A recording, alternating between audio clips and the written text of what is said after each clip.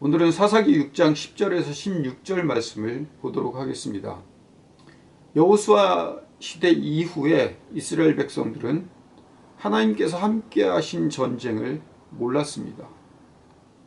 모세와 여호수아 시대에 광야에서 200만에 이르는 많은 민족들이 방황하며 전쟁과 우여곡절을 겪었지만 하나님께서 늘 만나로 먹여주시고 전쟁에서 늘 승리하신 그 기쁨과 하나님이 함께 하심을 사사기 이후의 자손들은 경험해 보지 못하고 있습니다. 기독교가 이 땅에 들어오고 일제 치하에서부터 7, 80년대 이 나라의 교회가 부흥하고 성장해 올 때까지 우리의 신앙의 선배들은 수많은 전쟁 같은 삶을 살아오고 배고픔과 동족 상전의 비극까지 경험했지만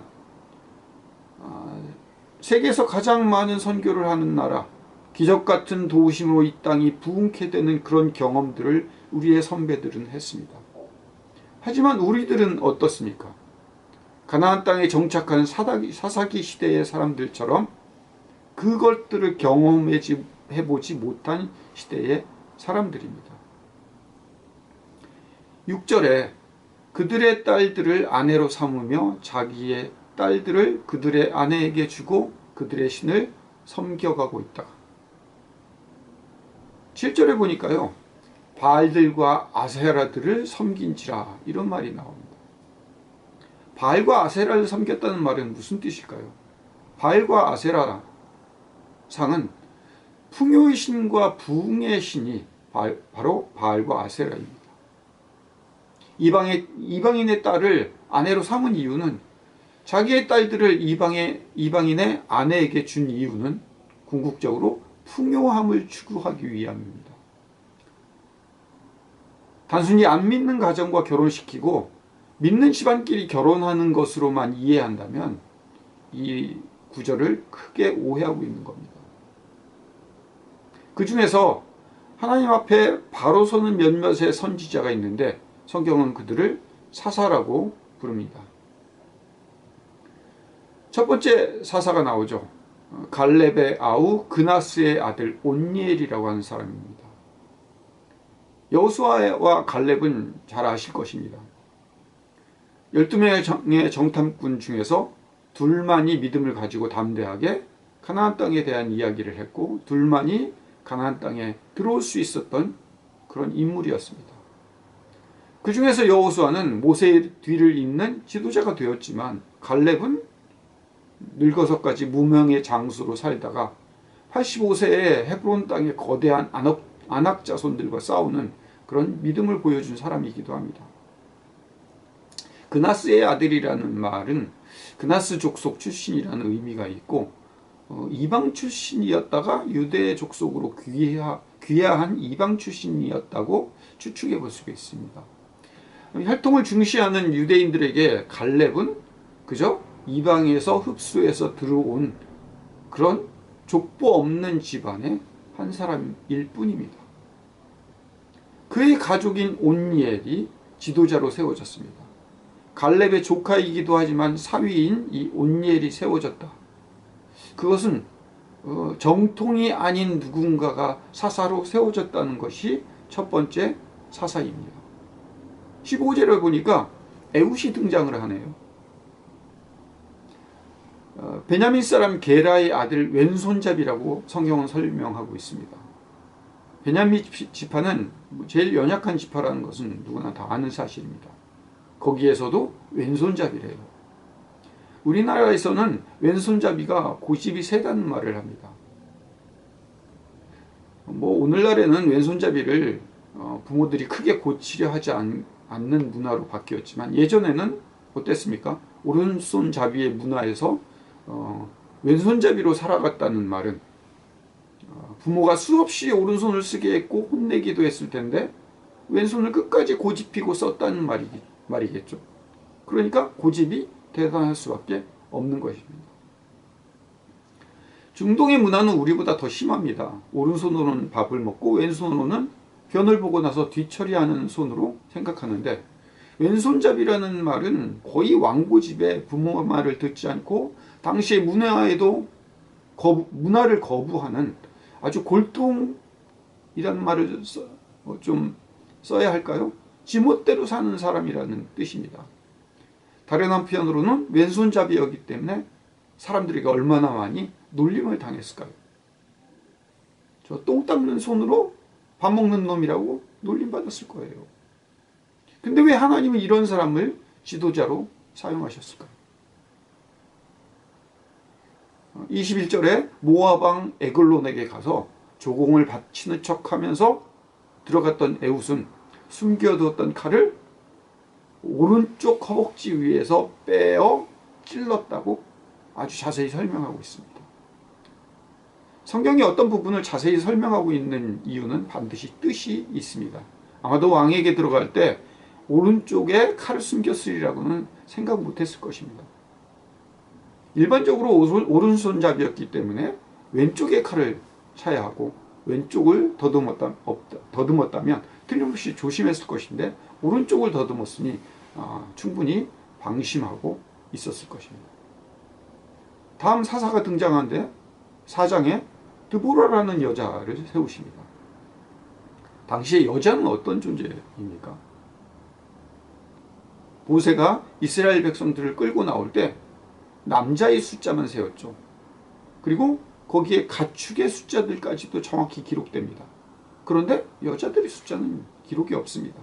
무슨 뜻입니까? 셀 필요조차도 없다는 얘기죠. 요즘 시대의 여자로 태어나기를 정말 여자들은 잘한 겁니다. 드보라가 지도자가 되어서 이스라엘 백성들을 이끌고 시스라를 쳐 공격해서 온 군대가 없어지고 살아남은 사람이 한 명도 없다라고 기록되어 있습니다.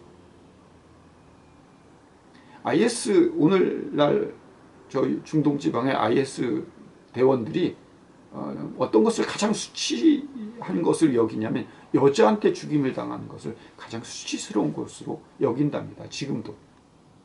그렇다면 여자가 얼마나 그 존재가 사람 취급을 못 받는 존재이겠습니까? 하나님은 그런 드보라를 세워서 살아남은 사람이 한 명도 없게 만드는 그런 일의 주인공으로 쓰셨습니다. 그래도 이스라엘 백성들은 틈만 나면 하나님을 멀리하고 우상을 가까이 합니다. 그럴 때마다 하나님께서는 이방인들을 동원하셔서 이스라엘을 치시고 그러면 이스라엘 백성들은 울며 불며 하나님 앞에 달려와서 살려달라고 다시 외칩니다. 이런 일들을 계속해서 반복합니다. 13번이나요. 왜요? 사사기에 13명이 등장을 하니까. 이스라엘 백성들이 한심해 보이십니까? 그게 나이고 우리입니다. 내가 이스라엘 백성들과 똑같은 그런 잘못들을 저지르고 하나님 앞에 또 나와서 울며 불며 살려달라고 외치는 것이 우리입니다. 또 한 명의 사사를 보는데 그게 누굽니까? 기드온입니다. 요아스의 아들 기드온. 미드안 사람이 무서워서 어떻게 하고 있습니까? 밀을 포도주 틀에 타작했다고 표현합니다. 신하는 녹두가 많이 나기로 유명하다고 들었습니다. 녹두나 콩을 털 때 어떻게 텁니까? 마당에 집으로 된 자리를 펴고 도리깨로 탁탁 쳐야 쏙쏙 빠지죠. 그걸 포도주 틀에 넣으면, 깊은 포도주 틀에 넣으면 그게 제대로 털어지겠냐고요. 쉽게 표현하면 밀을 털으려고 큰 함지박이나 다라이에 넣어서 깨작깨작거렸다는 얘기입니다. 왜 그렇게 했을까요? 미디안 사람들이 밀 터는 거 보면 빼앗았기 때문에 몰래 털려고 했던 겁니다. 그런 기드온에게 하나님께서 나타나셔서 첫 번째로 뭐라고 말씀하시죠? 용사여. 15절에 기드온이 대답합니다. 보소서, 나의 집은 므낫세 중에서 가장 약하고 나는 내 아버지의 집에서 가장 작은 자니이다. 하나님께서 그런 겁쟁이에게 고기와 무교봉을 바위 위에 올려놓고 국물을 부으라고 말씀하시고 천사가 나타나서 손에 든 지팡이를 내밀자 국을 부어서 다 젖은 빵과 고기에 불이 붙는 장면을 보여주십니다. 그랬으면 하나님께서 친히 나와 함께 하시는구나 하고 믿음을 가지고 시키는 대로 했으면 좋았을 일을, 그 뒤에 기드온은 뭐라고 대답을 합니까? 슬프답니다. 내가 여호와의 사자를 봤으니 곧 죽을 거라고. 하나님은 그런 기드온을 또 안심시키시고 안 죽을 테니까 걱정 말고 내 시키는 대로 하라고. 가서 바알과 아세라상을 헐어버리라고 말씀하십니다. 그랬더니 자기 혼자는 무서워서 못 가고 종 10명이나 데리고 가서 부시긴 했는데 그것도 밤중에 가서 몰래 부시고 왔습니다. 왜요? 아버지의 가문과 성읍 사람들을 두려워해서요. 기드온이 또 유명한 양털 시험을 하죠. 타작마당에 양털 한 뭉치를 둘 테니 이슬이 양털에만 있고 주변 땅에 마르면 하나님 뜻인 줄 알겠다. 또 그리해 주셨습니다. 하나님이. 또 그것도 못 믿어서 다음날 반대로 이슬이 양털에 있지 않고 주변 땅에만 적시게 해달라고. 또 하나님은 아무 소리 안 하시고 또 해주십니다. 이 정도면 기드온을 뭐라고 불러야 합니까? 겁쟁이 기드온. 타작마당은 타작하라고 있는 거지 양털 시험하라고 놔둔 것이 아니죠. 정작 타작은 포도주 틀에서 하고 타작마당에서는 양털 시험이나 하는, 천사가 나타나서 기적을 보여주시는데도 자기 죽는 것만 무서워하는 그런 사람이 기드온입니다. 신상을 부수라니까 사람들 무서워서 밤중에 가서 몰래 부숴오고, 하나님 뜻인지 아닌지 양털 시험을 2번이나 할 정도로 겁쟁이인 그런 사람을 사사로 하나님 부르십니다. 기드온이 가까스로 군사 3만을 모았더니 하나님께서 2만 명을 돌려보내세요. 10,000만 남았습니다. 적군은 수십만인데요. 물가로 데려가서 물을 먹게 하십니다. 혀로 물을 핥는 자들을 따로 세우고 무릎을 꿇고 마시는 자들을 따로 세우게 하십니다. 손으로 움켜 입에 대고 핥는 자가 300명인데 그들만 남기시고 나머지를 다 돌려보내십니다. 기드온 속이 타겠죠? 자꾸만 돌려보내시기만 하니까요. 안 그래도 겁이 많은데. 자, 상식적으로 생각해 봅시다. 무릎을 꿇고 마시는 것과 손으로 핥는 것의 차이. 누가 더 겁이 많은 사람입니까? 겁이 많으니까 손을 떠서 핥는 거 아닙니까? 겁쟁이 300명과 겁쟁이 지도자 기드온을 하나님은 골라내셨어요. 그리고 수만 명의 미디안과 아말렉의 적군을 마주하게 하셨습니다. 성경은 메뚜기 때와 같이 많은 수가 모였다고 말씀하고 계시네요. 그 300명에게 무기를 나눠줍니다. 나팔과 빈 항아리와 횃불을 나눠줍니다.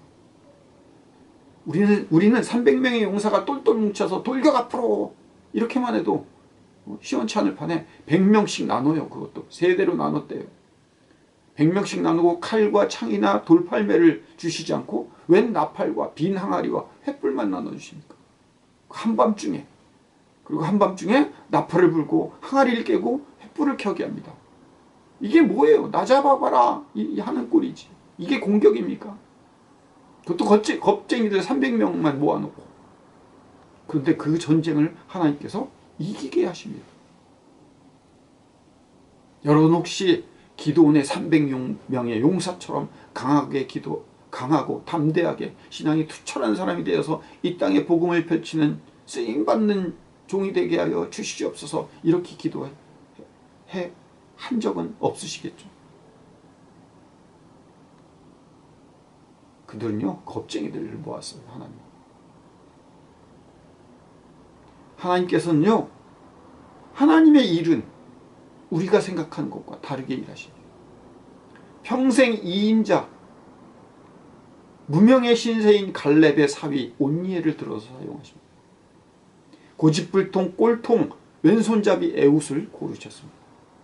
사람 취급도 받지 못하는 여자 드보라를 들어서 한 명도 남기지 않고 적군을 쓰러뜨립니다. 겁쟁이도 그런 겁보가 없을 것입니다. 그런 겁보 기드온과 300명의 겁쟁이들을 쓰셨습니다. 하나님은 믿음 좋은 용사를 사용하지 않으셨습니다. 거기에 삼손을 비교해 봅시다. 삼손은 나시린이었습니다. 머리카락에 손을 대지 않고 어려서부터 모태신앙으로 자랐고 주일도 한번 빼먹지 않고 11조 각종 헌금을 드리고 아름다운 교회도 건축하고 새벽기도도 놓치지 않고 살아온 삼손이었습니다.